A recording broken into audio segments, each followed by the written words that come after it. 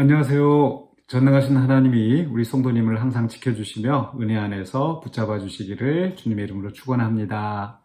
오늘 우리가 함께 나눌 하나님의 말씀은 고린도전서 15장 1절로 11절입니다. 제가 봉독하겠습니다.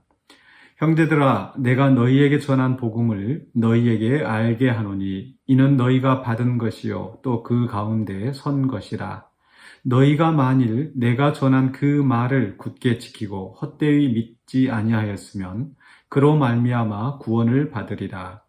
내가 받은 것을 먼저 너희에게 전하였노니 이는 성경대로 그리스도께서 우리 죄를 위하여 죽으시고 장사 지낸 바 되셨다가 성경대로 사흘 만에 다시 살아나사 게바에게 보이시고 후에 12 제자에게와 그 후에 500여 형제에게 일시에 보이셨나니 그 중에 지금까지 대다수는 살아있고 어떤 사람은 잠들었으며 그 후에 야고보에게 보이셨으며 그 후에 모든 사도에게와 맨 나중에 만삭되지 못하여 난 자 같은 내게도 보이셨느니라. 나는 사도 중에 가장 작은 자라. 나는 하나님의 교회를 박해하였으므로 사도라 칭함받기를 감당하지 못할 자니라. 그러나 내가 나 된 것은 하나님의 은혜로 된 것이니 내게 주신 그의 은혜가 헛되지 아니하여 내가 모든 사도보다 더 많이 수고하였으나 내가 한 것이 아니요 오직 나와 함께 하신 하나님의 은혜로라. 그러므로 나나 그들이나 이같이 전파하매 너희도 이같이 믿었느니라. 아멘. 은혜와 수고라는 말씀의 제목으로 오늘 본문을 함께 살펴보려고 합니다. 고린도전서 15장은 부활장이라고 소위 우리가 이야기를 합니다. 앞에 12장부터 14장까지 은사에 대해서 계속 이야기를 했었고 15장에서는 이제 다른 문제를 가지고 이야기하는데 그 주제가 바로 이제 부활입니다. 부활에 대해서 이야기하기를 1절에서 형제들아 내가 너희에게 전한 복음을 너희에게 알게 한다. 즉 바울이 고린도 교회에 전한 복음, 그 복음의 핵심 메시지가 바로 부활인 거죠. 그래서 3절에서 내가 받은 것을 먼저 너희에게 전하였다라고 하는데 그 전한 복음의 내용이 무엇인가? 바로 그리스도께서 우리 죄를 위하여 죽으셨다는 것. 그리고 사흘 만에 살아나셨다는 거. 이 두 가지가 핵심이고 여기에 아울러서 한 가지 더 하고 있는 것은 바로 사도들에게 또 제자들에게 보이셨다라는 거죠. 그래서 5절에서 게바에게 보이시고 12 제자에게 보이시고 500의 형제에게 야고보에게 또 마지막에는 맨 나중에 만삭되지 못하여 난 자 같은 내게도 보이셨다. 즉 앞에 예수님이 죽으신 것과 부활하신 것.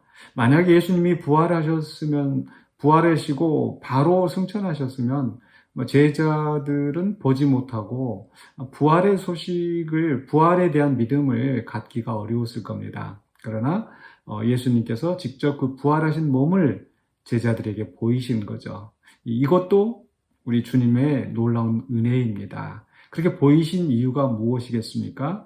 부활에 대한 확실한 믿음을 갖게 하는 것이었고 이들이 이 믿음을 가졌을 때에 또 다른 사람에게 이 부활의 복음을 증가할 수 있는 겁니다.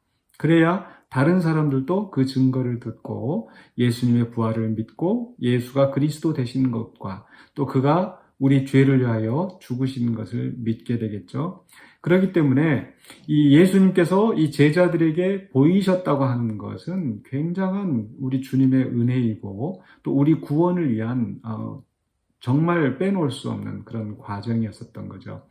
이런 속에서 바울이 스스로 고백하기를 정말 만삭되지 못한 그렇죠. 그렇게 그 만삭되지 못하였다라고 하는 것은 이제 그 제대로 달수를 채우지 못해서 이렇게 족이 이렇게 태어난 그런 미숙아로 태어난 그런 경우를 이야기합니다. 그래서 정말 자기 자신은 자격이 없는 사람이다. 정말 보잘것없는 사람이다. 왜냐하면 그는 교회를 박해하는 자였기 때문에 나 같은 사람이 어떻게 주님을 알게 되고 주님의 부활하신 주님을 만나게 되고 또 더군다나 이렇게 부활의 복음을 증거하게 되었는지 그것을 지금 바울의 그 고린도 교인들에게 이게 하나님의 은혜라고 설명을 하고 있는 겁니다. 이러한 은혜는 이 바울이나 사도들과 같은 특별한 사람들에게만 있겠습니까? 사실 우리 모두에게도 그렇게 부활의 복음을 우리에게 듣게 하시는 것이 하나님의 은혜인 줄로 믿습니다. 사실 제가 이제 제목을 은혜와 수고라고 했는데 이 은혜와 수고는 어떻게 보면 잘 어울리지 않는 말일 수도 있습니다. 그러니까 우리가 수고하지 않았는데 선물로 주시는 거, 이게 은혜이죠. 그런데 그러면 은혜를 받고서 수고할 필요가 없는가? 그렇지 않습니다.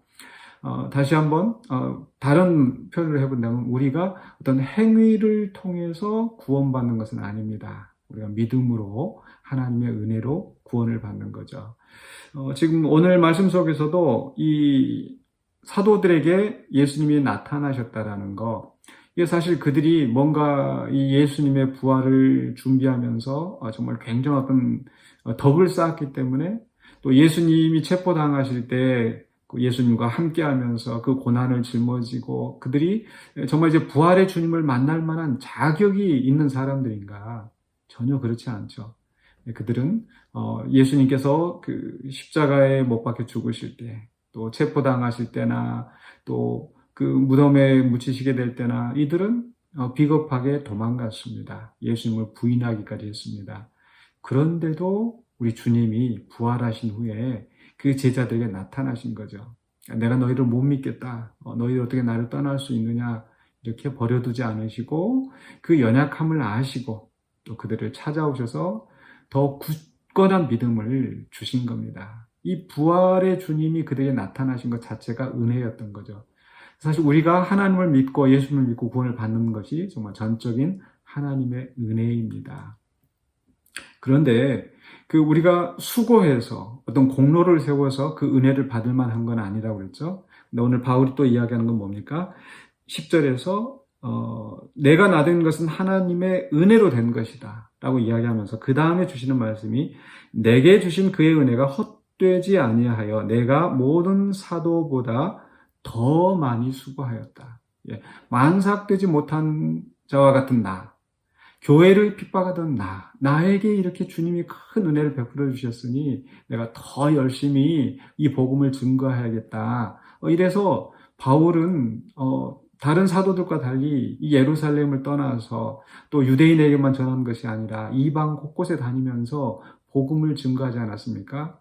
그런 바울이 있었기 때문에 고린도 교인들도 그 바울을 통해서 그 부활의 복음을 듣고 그들도 믿음을 갖게 되었다라는 거죠. 여기에서 우리가 은혜와 수고에 대한 관계를 다시 한번 살펴볼 수 있는 거죠. 그가 사도가 된 것은 전적으로 하나님의 은혜였습니다. 그런데 그 하나님의 은혜를 받은 자로서 은혜가 헛되이 되지 않게 또 그는 더 열심히 수고하여서 그 다른 사람들이 그 은혜의 복음을 접할 수 있도록 하였다라는 거죠. 그럼에도 불구하고 또 그 다음에 내가 이렇게 많이 수고하였다 할지라도 그것조차도 하나님의 은혜이다 라고 이야기를 합니다. 결국 하나님께서 또 우리 예수님께서 은혜로 그 부활하신 그 몸을 사도들에게 바울에게 보이셨고 또 그 은혜를 받았기 때문에 사도들이 수고하여서 복음이 그 다음 사람에게로 또 이방인들에게로 전파되어지고 그들도 그 은혜에 동참하게 된 거죠. 이 말씀이 우리에게 주는 교훈이 무엇일까요? 우리도 은혜로 구원을 받은 사람입니다. 우리가 주님을 알기 전에 우리가 하나님을 사랑하기 전에 하나님이 먼저 우리를 사랑하시고 또 우리가 연약하게 또 주님을 떠나는 또 주님을 근심하게 하는 자가 되었다 할지라도 여전히 우리 주님이 포기하지 아니하시고 붙드셨기 때문에 우리가 믿음 안에 살 수 있는 겁니다.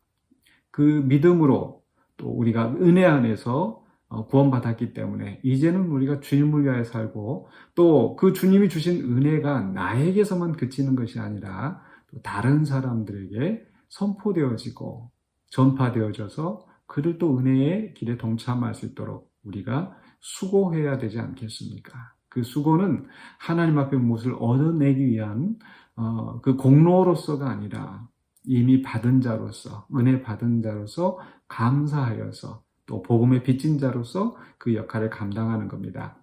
그래서 우리 성도님들도 오늘 하루 또 살아가시는 동안에 또 열심히 또 직장에서 또 가정에서 일을 하실 때에 우리가 은혜 받은 자라는 것을 기억하십시다. 그래서 은혜 받은 자로서 내가 어떤 수고를 감당하며 살 것인가, 내 수고를 통하여서 또 어떻게 하나님의 영광을 받으시고 또 나를 통하여서 다른 사람들이 구원의 길에 동참할 수 있는 복의 근원이 되는 그런 삶을 살 수 있게 해달라고 또 기도하면서 또 그렇게 살아가시는 저와 여러분이 되시기를 주님의 이름으로 간절히 축원합니다. 기도하겠습니다.